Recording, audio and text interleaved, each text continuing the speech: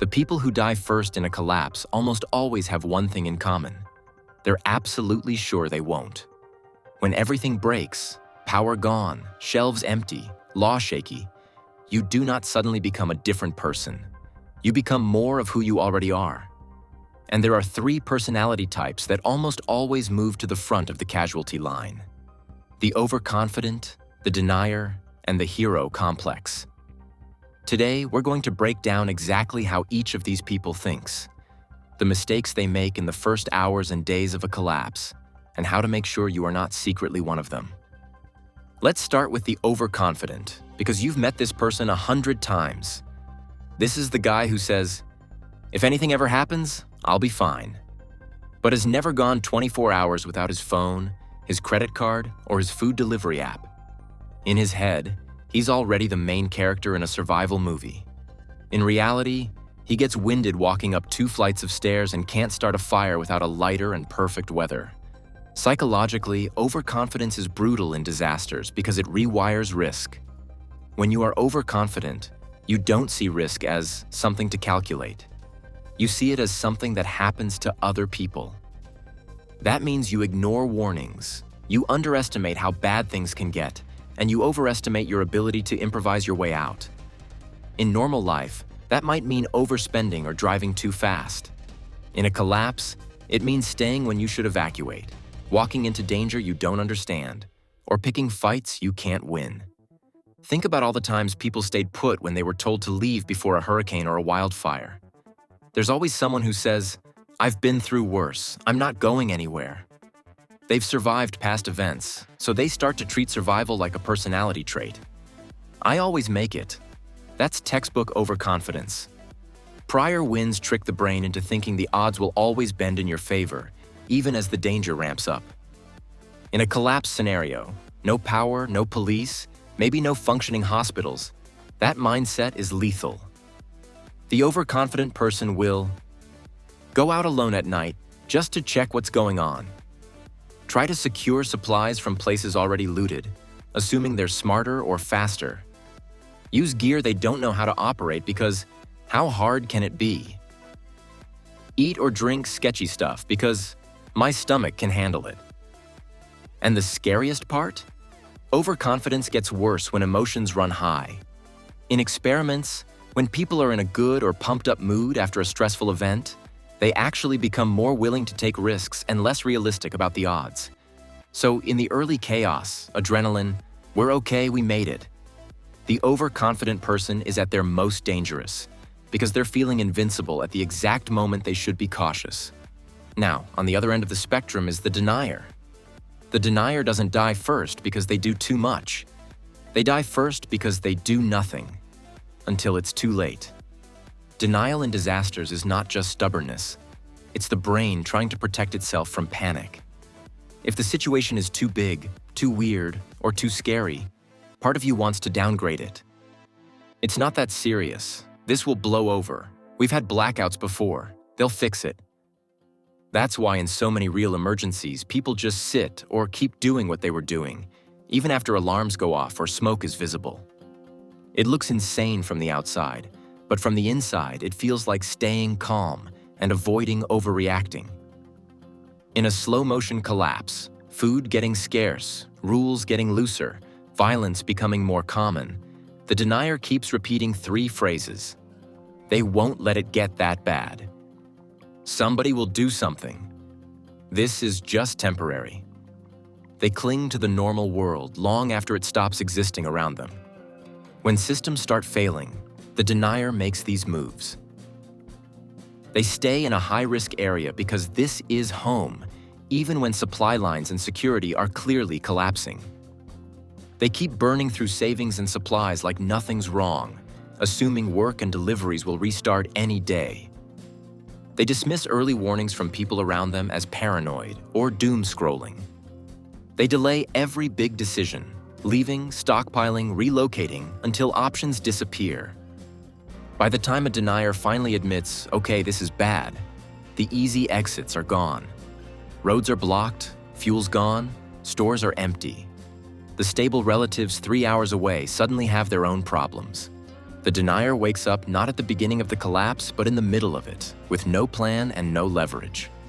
One of the most common behaviors in actual emergencies is this weird frozen state. People stand around waiting for someone else to move first. In evacuations, people will literally stand in hallways, unsure, even when there are clear signs of danger. That's denial and diffusion of responsibility teaming up. If it were really serious, someone official would be yelling. Since nobody is, it's probably fine. In a collapse where authority itself is failing, waiting for an official signal can be a death sentence. If overconfidence runs toward danger, denial just sits and lets danger come closer and closer until there's nowhere left to go. And then we have the hero complex. This one is tricky because society praises it. We all love the story of the one brave person who ran into the fire, who stayed behind to protect others, who refused to leave anyone. The problem is, in real life, I'll save everyone is not a strategy, it's a fantasy. The hero complex is the personality that needs to be the one who saves the day, even when they are in no position to actually do it. It shows up as volunteering for every dangerous task because I can't let someone else take the risk. Refusing to rotate out, rest, or ask for help because I'm fine, others need it more. Taking on multiple people's responsibilities and then collapsing under the load.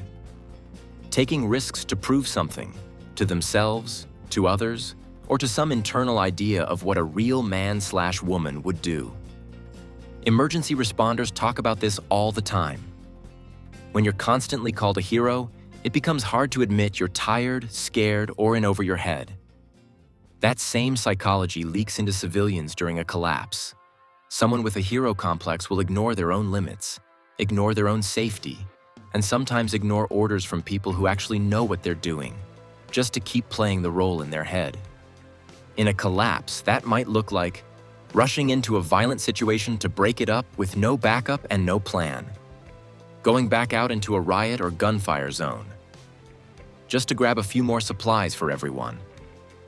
Staying behind in a location that's clearly becoming unsafe because I can't abandon these people, even when those people could move with them. Trying to hold the line alone when the smart move is a controlled retreat. Here's the cruel twist. The hero complex often ends up creating more victims. If the person who thinks they're invincible goes down early, someone else has to go rescue them, or the group suddenly loses their main organizer, fighter, or decision-maker right when they're needed most. The person who refused to leave anyone behind gets injured.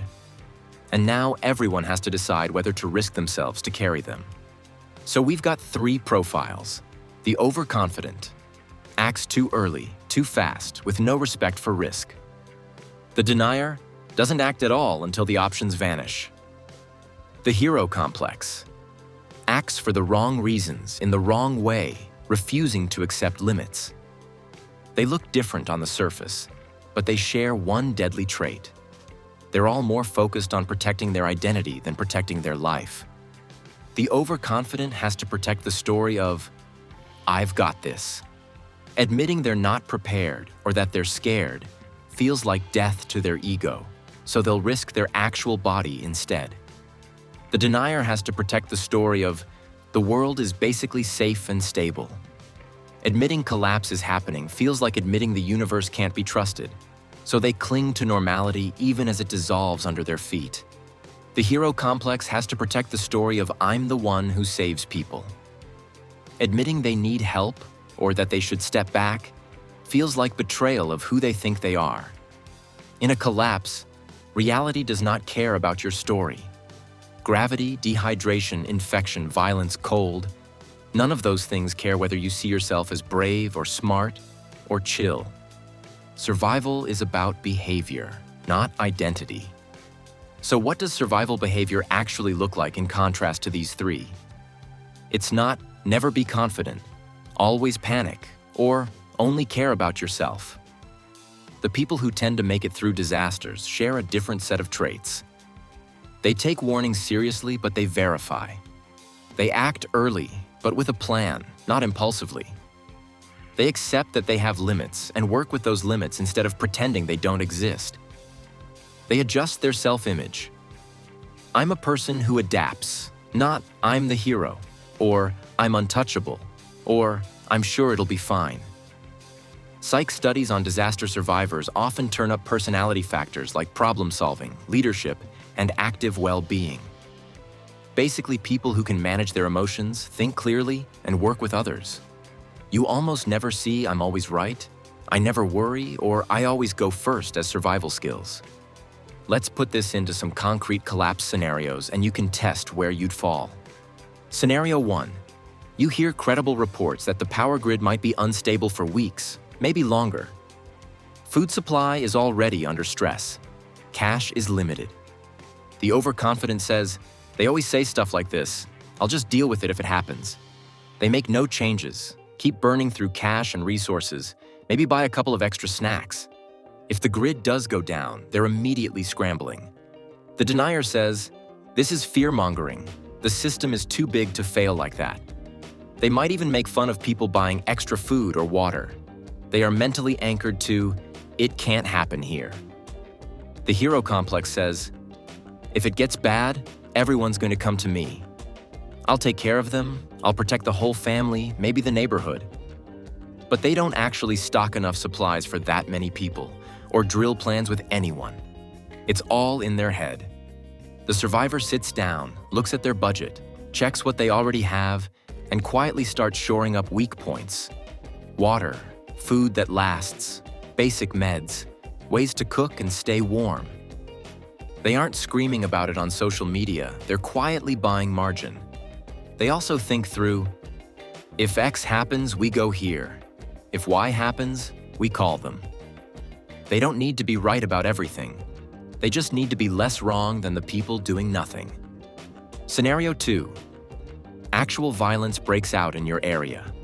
Riots, looting, or just desperate people doing desperate things. The overconfident says, I'm going to go check it out. Or, I'll just carry a weapon. Nobody will mess with me. They go alone. No plan, no fallback, no recon. The entire situation can pivot on one stupid decision. One corner they didn't see around. One group they misjudged. The denier hears the same news and says, that's just a few idiots, nothing to do with us, right up until it's on their street. They don't lock things down, don't figure out escape routes, don't coordinate with neighbors. The hero complex decides they're now head of security. They might go out to defend the building or escort strangers back through chaos, even if they have no training, no backup, and people depending on them at home. The survivor does something way less cinematic. They lower their profile. They secure doors, block easy sightlines into their home, coordinate quietly with trusted neighbors, and only move if they have to. And then they move early, before roads are fully blocked and tensions are maxed. They're not trying to win the street. They're trying not to be on the street when it's lost. Scenario 3. Supplies start running low. People around you are panicking. The overconfident keeps eating normal portions until suddenly there's almost nothing left, assuming, I'll think of something later, and later arrives with empty shelves. The denier keeps promising themselves, tomorrow this will get better. Tomorrow the trucks will show up, as they watch the fridge and pantry empty out. They feel too overwhelmed to change habits. The hero complex starts giving away or sharing way more than they can afford because the idea of saying no feels like being a bad person. They burn through their buffer because they're trying to carry everyone. The survivor does the uncomfortable but necessary math. How much food? How many people? How many days? They cut portions early before it feels dire. They explain the situation honestly. They're generous where they can be, but they protect a core they cannot go below, or everyone sinks. None of that looks like a movie. It looks like boring, unglamorous adult decisions. And that's why the overconfident, the denier, and the hero complex struggle. Collapse survival is not about staying in character. It's about changing behavior fast. So here's the real question. Which of these three live inside you? Because almost everyone has a little bit of all three. The danger is when one runs the show. If you recognize overconfidence in yourself, your homework is humility in advance. Force yourself to actually test your skills before you need them. Go a weekend without power and see what breaks. Try navigating without GPS. Try fixing small problems without calling a pro. Get in the habit of saying the sentence, "I might be wrong," and then acting as if that's true. Double check, get a second opinion, look at worst-case scenarios, not just best. If you recognize denial in yourself, your homework is to practice moving one step earlier than feels comfortable. When you see 3 signs something is off, prices jumping, shortages, weird news, don't wait for 5 more. Take one small, concrete action. When your gut says this feels wrong, but your brain says, don't be dramatic, listen to both. Then choose a small, reversible precaution rather than doing nothing. If you recognize the hero complex, your homework is boundaries. Practice saying, I can help, but I can't do this alone, and actually ask for backup.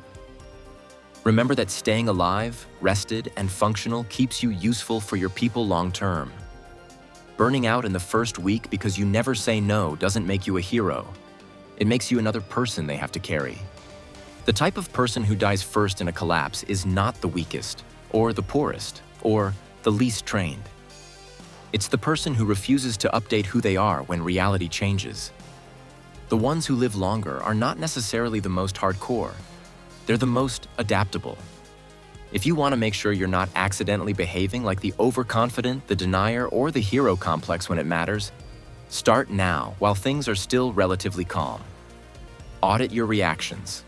Where do you blow off risk? Where do you freeze? Where do you rush in just to feel useful? Those are the exact spots a collapse will hit you hardest. If you're serious about not being the one who dies first, don't just click away and go back to, "It'll be fine." Take this as your warning shot. Build a little margin into your life. Practice small, controlled discomfort and learn to update your story about yourself when the facts change. If this made you uncomfortable, that's good. That discomfort is your brain waking up. Now turn it into action. Hit subscribe, turn on notifications, and in the comments tell me honestly which one you see most in yourself: overconfident, denier, or hero complex.